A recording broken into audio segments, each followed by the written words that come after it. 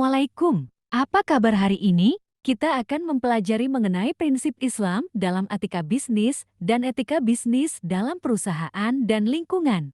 Etika bisnis menjamin bergulirnya kegiatan bisnis dalam jangka panjang, tidak berfokus pada keuntungan jangka pendek saja. Etika bisnis akan meningkatkan kepuasan pegawai yang merupakan stakeholder. Etika bisnis Islami harus berdasarkan pada prinsip-prinsip dasar yang berlandaskan pada Al-Quran dan Al-Hadis, sehingga dapat diukur dengan aspek dasarnya yang meliputi 1. Barometer ketakwaan seseorang. Allah Subhanahu wa Ta'ala berfirman dalam Quran Surat Al-Baqarah, ayat 188.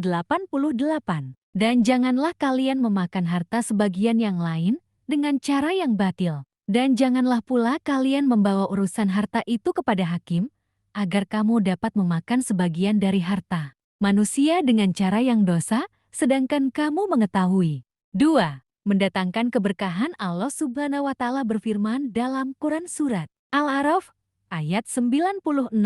Jikalau sekiranya penduduk negeri-negeri beriman dan bertakwa, pastilah kami akan melimpahkan kepada mereka berkah dari langit dan bumi. 3. Mendapatkan derajat seperti para nabi, syidikin dan syuhada. Rasulullah bersabda dari Abu Sa'id Al-Khudri. Beliau berkata bahwa Rasulullah bersabda pebisnis yang jujur lagi dipercaya amanah akan bersama para nabi, syidikin dan syuhada. H.R. Turmudzi. 4. Berbisnis merupakan sarana ibadah kepada Allah Subhanahu wa Ta'ala. Banyak ayat yang menggambarkan bahwa aktivitas bisnis merupakan sarana ibadah. Nilai-nilai dasar etika bisnis dalam Islam adalah 1. Tauhid kesatuan dan integrasi kesamaan. 2. Khilafah intelektualitas kehendak bebas tanggung jawab dan akuntabilitas. Ketiga. Ibadah penyerahan total. Keempat. Tazkiyah kejujuran keadilan keterbukaan. Etika merupakan ilmu yang mempelajari tentang baik atau buruknya sikap dan perilaku manusia yang diimplementasikan dalam kehidupan sehari-hari. Etika dapat membentuk nilai norma dan aturan dalam perusahaan yang nantinya akan dijadikan pedoman untuk berperilaku dan bersikap anggota-anggota perusahaan selama berada di dalam perusahaan.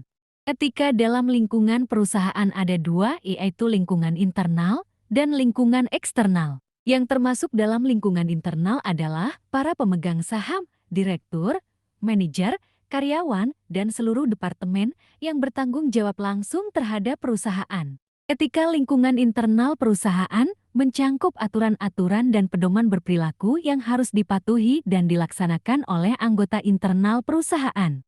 Sedangkan yang termasuk lingkungan eksternal perusahaan adalah para stakeholder dan masyarakat yang berada di sekitar tempat perusahaan itu berdiri. Salah satu contoh etika perusahaan terhadap lingkungan eksternalnya adalah tidak menimbulkan gangguan atau kerusakan yang dapat mengganggu ketertiban lingkungan sekitar. Itu saja pembahasan kita kali ini. Terima kasih. Wassalamualaikum.